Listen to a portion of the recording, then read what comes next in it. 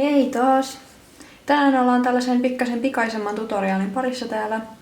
Poikkeuksellisesti tää ei nyt ole seuraavaksi eniten ehdotettu tutoriaali. Tätä on kuitenkin ehdotettu muutaman kerran. Eli kyseessä on ruusuketutoriaali. Ja tää tulee tosiaan tässä välissä nyt, koska mä en about ikinä ole tehnyt itse ruusukkeita. Ja nyt mulla sattuu olemaan tällaisia nauhoja valmiina. Ja mä yksi ilta aloin tuossa tekemään ruusukkeita. Niin ajattelin, että pitää tää nyt kuvata teille, kun en tiedä, että koska tosiaan seuraavan kerran sitten teen taas ruusukkeita. Eli mä tein tosiaan tällaisen tumman vihreän version jo. Ja nyt mä koitan tehdä sitten tollasen niin kuin punavihreän. Eli mä teen ihan tällaisia yksinkertaisia ruusukkeita, että mulla nyt ei oo leveämpää nauhaa, niin mä saan silleen niin kuin NS-aidolla tyyliin tehtyä näitä. Vaan teen tällaisista niin kuin palasista. Tällä tyylillä tulee about tän näköisiä ruusukkeita. Eli tää on nyt se tyyli, jonka mä teille tuun näyttämään. No mitäs tähän ruusukkeiden tekemiseen sitten tarvitsee? Niin tarvitaan nauhaa. Yleensä käytetään jotain niin kuin tuollaista satiininauhaa. Mutta mulla on tällaisia jouluisia lahjanaruja nyt tässä. Mietin, että mihinhän mä voisin nää hyödyntää.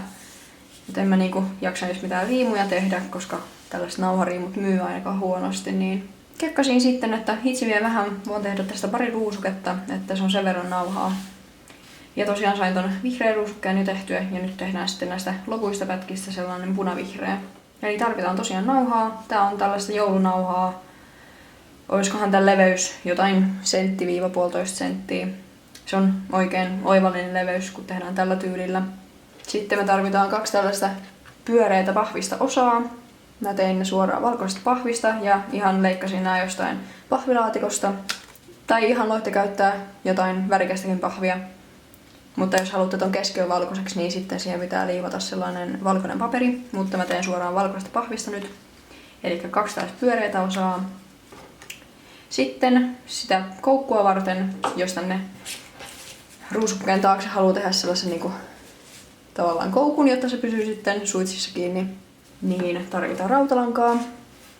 Ja sitä varten sitten leikkausvihdit. Ja mä käytän tällä kertaa vihreätä rautalankaa, koska tuohon ruusukkeeseen tulee vihreätä, niin tää sopii aika hyvin mun mielestä. Elikkä ne on myös tuolla. Ja sitten tarvitaan tietysti perinteisesti sakset ja kuumaliimaa. Tai kuumaliiman sijasta voi käyttää myös jotain muuta liimaa, pikaliimaa tällaista. Mutta kuumaliima on tässä nyt varmaan sellainen niin kuin kestävin ratkaisu. Joo, mä tässä näitä osia tosiaan tein jo vähän valmiiksi. Eli näistä niin kuin pidemmistä nauhoista leikataan tällaisia pätkiä. Ja näiden pituus riippuu siitä, että kuinka niin kuin ison ruusukkeen sä haluat tehdä. Eli nämä niin kuin sitten taitetaan kaksinkerroin. Ja mä en tosiaan, näissä on tällaista tähtikuviota ja tossa on jotain lumihuutaleita, niin mä en halua niitä nyt näkyviin. Niin mä taitan nää niin kun, että se kuva jää tonne sisäpuolelle, jotta siitä tulee sitten niin kun punainen. Tää on tosiaan tehty tosta lumihuutaleen nauhasta, mutta mä oon käyttänyt niin kun tota nurjaa puolta, että mä oon taittanut sen niin, että toi lumihuutale ei oo tohon jäänyt näkyviin. Tää pala, mikä meillä on, niin se taitetaan kaksinkerroin. Ja sen pituus tosiaan riippuu siitä, että miten ison ruusukkeen haluaa tehdä. Jos mä haluaisin tehdä tästä pienemmän ruusukkeen, niin sitten tää pala voisi myös olla lyhyempi. Mutta mä haluan tehdä suunnilleen samankokoisen kuin tää. Elikkä tää on vähän mun kättä pienempi. Elikkä tää on joku about 7 senttiä pitkä suikale tässä. Elikkä näitä leikataan. Niitä leikataan aika runsaasti. Ja sitten niistä tehdään tällaisia puoliksi taitettuja, joita mä oon tässä nyt tehnyt jo muutaman. Että saadaan vähän vauhditettua tätä tutoriaalin tekoa nyt tässä. Mutta tosiaan ensin leikataan noista nauhoista tällaisia paloja. Sitten taitetaan nämä palat kaksinkerroin. Eli se on nyt joku vähän reilu 3 senttiä pitkä tää pala. Tosiaan kaksinkerroin ja sitten liimataan niin kuin nurjat puolet vastakkain. Eli siitä tulee tavallaan tällainen niin kuin silmukka. Eli tää alaosa on niin kuin liimattu nyt yhteen, mutta se on niin kuin auki kuitenkin tästä niin kuin päästä. Eli tällaisia osia tehdään. Mä nyt liimaan nääkin tästä loppuun. Ja mä nyt en ole laskenut, että kuinka paljon tarvii. Se vähän riippuu myös sitä ruusukkeen koosta, että kuinka monta palasta tarvitsee.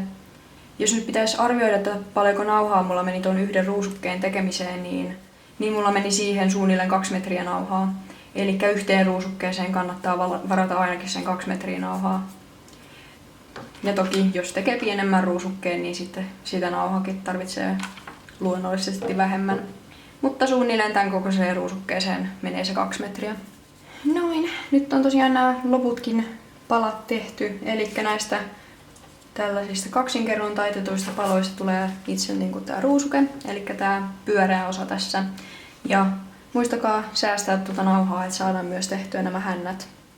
Sitten lähdetään tekemään sitä itse ruusuketta, nyt kun ollaan saatu nuo palat tehtyä. Eli otetaan toinen tällainen pyöreä osa. Ja jos teillä on se niin kuin värikäs, niin te voitte siihen jo tässä kohtaa liimata sen valkoisen paperin, mutta mulla on tosiaan valkoinen jo valmiiksi tämä pahvi. Eli tosiaan tämä valkoinen tulee niin kuin ylöspäin, kuten tässäkin nähdään, että siihen pystyy sitten kirjoittamaan sen sijoituksen, ja jos haluaa, että mistä kisasta se on, niin tähän pystyy sitten kirjoittelemaan. Mä teen tästä varmaan sellaisen niin kuin raitaruusukkeen, että mä laitan, tiedättekö, vuorotelleen niin kuin punaista ja vihreätä. Tää ensimmäisen palan laitto on suht helppo, eli tässä nyt kansii vielä vähän mittailla, että miten ison sä haluat siitä ruusukkeesta. Eli kehän koko saa säädettyä sille, että jos haluat pienemmän ruusukkeen, niin laitetaan sillä, että tulee paljon vähemmän näkyviin. Ja jos sä haluat tosi ison, niin sit sä jätät sitä niin kuin tänne pitkälle. Mutta mä teen suunnilleen nyt saman kokoisen, mitä toi toinen ruusuke on. Sitten tulisi suunnilleen ton verran näkyviin joku pari senttiä tossa. Ja sitten vaan liimaillaan nämä osat tähän nurjalle puolelle kiinni. Niitä ei nyt tarvi alkaa tässä kohtaa ihan superhyvin hiflistelemään kiinni, koska tähän koko höskän päälle tulee kuitenkin vielä kerrosliimaa, kun noin liimataan sitten yhteen. Nyt siinä on ensimmäinen pala kiinni. Tosiaan siis vaan liimataan ton nurjalle puolelle kiinni näitä paloja. Seuraavan mä otan tästä vihreän palon. Tässä pystyy vaikuttaa ruusukkeen ulkonäköön, eli voitte kiinnitellä ne tälleen vähän harvemmin. Tai sitten voitte kiinnittää niitä tälleen lähekkäin toisiaan. Tai sitten voi olla vaikka laittaa, että välillä tulee tollainen lyhyempi ja välillä pidempiä. Eli tässä kohtaa voi vaikuttaa, että minkä näköinen sitten ruusukkeesta tulee. Mutta mä haluan tehdä tollasen suht täyden ruusukkeen. Niin mä laitan nää ihan tälleen vierekkäin. Ja mä laitan nää pikkasen silleen, että kun mä liimaan uuden, että se tulee pikkusen niin kuin ton toisen taakse. Että ne ei ole, tiedättekö, tässä ihan vierekkäin. Ja toisaalta sä et pysty ihan laittaa, että ne olisi niin kuin tälleen tasan vierekkäin, koska sit se lähtee se rivi niin kuin jatkumaan tähän suuntaan ja sit siitä ei tule pyöreä. Elikkä jos haluatte ihan laittaa kiinni toisiinsa ne, niin seuraava osa pitää laittaa vähän niin kuin viistosti tonne. Mulla ei ole nyt ihan yhtä paljon näitä paloja jäljellä kuin tuohon ekaan ruusukkeeseen, niin mä tein ihan pikkasen harvemman, että tähän ruusukkeeseen jää ihan pienet tollaiset raot tohon näiden niin kuin osasten väliin. Sitten liimataan toinenkin pala tuohon viereen. Eli takapuolelta näkee, että se on nyt vähän niin kuin ton toisen päällä tossa. Ja mä katson tosiaan aina täältä oikealta puolelta, että ne tulee niin kuin saman pituiseksi. Ja että tuohon jää suunnilleen saman kokoiset välit. Eli katsotaan, että tää seuraava ei jää liian pitkäksi ja että se ei ole niin kuin sitten liian lyhyt. Vaan katsotaan se. Pitää kuvitella koko ajan, että tästä tulee niin kuin pyöreä. Tosiaan tällä tyylillä jatketaan tämän tekemistä, kunnes ollaan saatu tää koko ympyrä täytettyä.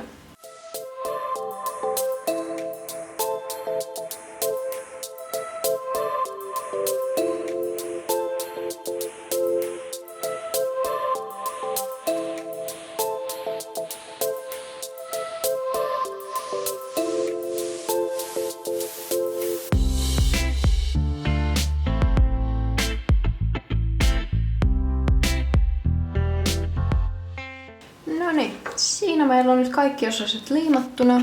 Eli ruusuke näyttää nyt tässä kohtaa oikealta puolelta tältä. Ja nurjalta puolelta se näyttää tältä. Eli tässä on vähän tolleen niin kuin lomittain liimattu noi palaset vierekkäin. Sitten meidän pitää tehdä nämä hännät seuraavaksi. Ja tässäkin on monia vaihtoehtoja, eli voi tehdä niin, että tulee vaikka 1 häntä, 2 häntää tai 3 häntää, niin kuin mä oon tässä tehnyt. Tässä olisi hyvä, jos olisi vähän tuollaista niin kuin leveämpää nauhaa, mutta mulla nyt ei ole, niin mä teen tällaisista kapeammista. Ja mä katson vähän, että miten paljon tuota nauhaa nyt riittää. Ja tosiaan mulla on tätä nauhaa, jossa toisella puolella on kuvioita, niin mä en halua kummallekaan puolelle tuota kuviota nyt näkyviin. Niin mun pitää liimata tää nauha niin kuin kaksinkerroin. tai tällä niinku vastakkain.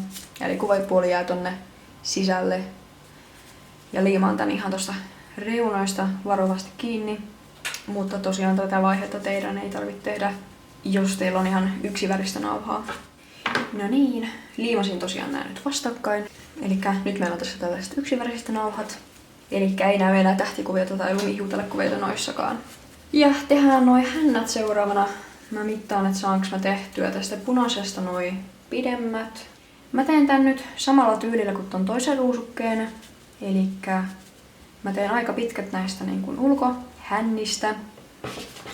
Mittaan suunnilleen about saman mittaiset. Ja mä laitan punaiset tosiaan tähän niin kuin ulkoreunoille. Ja sitten tänne keskelle tulee vielä tällainen vihreä. Elikkä mitataan oikein mittaiseksi nämä hännät. Katsotaan ne sopivalle kohtaa. Mä ihan vaan taitoin nyt tän niin kaksinkerroin tähän, jottei tarvitse alkaa leikkailemaan. Sitten tämäkin vaan kiinnitetään tänne ruusukkeen takapuolelle. Siinä olisi nyt noin reunimmaiset hännät. Sitten tehdään tuohon keskelle vielä. Mutta mä ajattelin nyt, että jos mä tähän ruusukkeeseen tekisin siitä suunnilleen saman pituisen kuin noi punaiset, ihan pikkasen ehkä lyhyempi. Katsotaan, että se on tuossa kivasti hyvässä asennossa keskellä, että se ei jää tiedättekö tänne niinku toisen taakse, vaan että se näkyy tuosta keskeltä. Elikkä tohon kohtaan ja koitetaan pitää se paikallaan. Liimataan tänne takapuolelle. Ne on nyt hännät siinä kiinni, eli liimattuna takapuolelle. Sitten vaan otetaan tää toinen pahvipala ja sillä tavallaan piilotetaan tää kaikki täällä. Eli että täällä ei näy nää niin kuin nurjat puolet ja että liima ei esimerkiksi näy. Niin tähän keskelle, eli vastapuolelle tätä toisen puolen palaa. Ja itse asiassa ennen kuin unohdan, niin tehdään toi koukku. Mä teen ihan tällaisen yksinkertaisen, eli mä otan rautalankaa. Mä teen siihen niinku tollasen niinku taitoksen, ikään kuin pieni koukku. Ja tehdään siitä ton mittainen. Eli ihan tällainen yksinkertainen. Tästäkin voi tehdä paljon monimutkaisemman ja hienomman, mutta mä teen nyt ihan tällaisen vain yksinkertaisen koukun. Eli se tulee myös tänne takapuolelle vielä. Eli se pitäisi saada tänne niin kuin, että ruusuke on sitten suorassa. Eli tästä keskimmäisestä hännästä nyt on hyvä katsoa, että mihin kohtaan se laitetaan. Että se tulisi niin kuin, sitten kun se ruusuke laitetaan hevosen päähän, että se olisi niin kuin, suht suorassa siinä. Työnsin sen niin kuin, tämän alle tonne. Vähän huonosti nyt näkyy, mutta siinä se kuitenkin on. Mä vähän laitan liimaa tohon. Ja sitten tosiaan tämä pahviosa tänne toiselle puolelle. Säädetään vähän tuota koukkua parempaan kohtaan. Suunnilleen tolleen. Sitten laitetaan liimaa tän pahviosan toiselle puolelle, eli tälle nurjalle puolelle.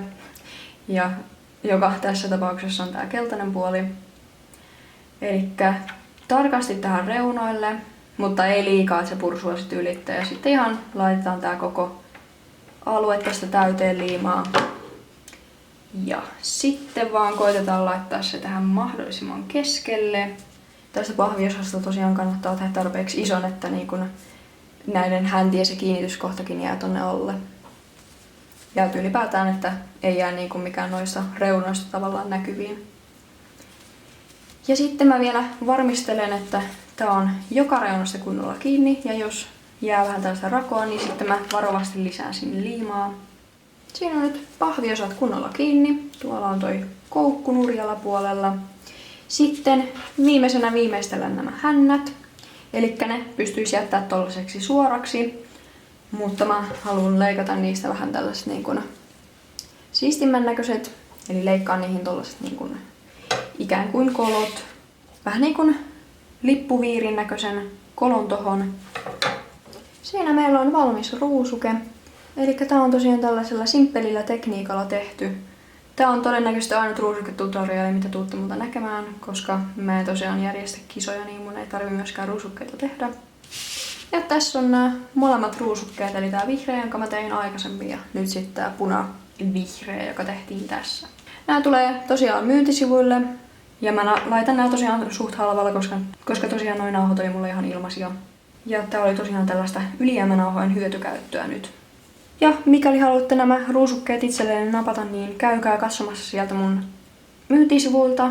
Elikkä sierrohobbyhorses.blogspot.com ja suora linkki löytyy tosiaan tuolta videon alta. Tässäkin nyt voitte näiden välillä pienen eron muuten huomata tuossa kehässä.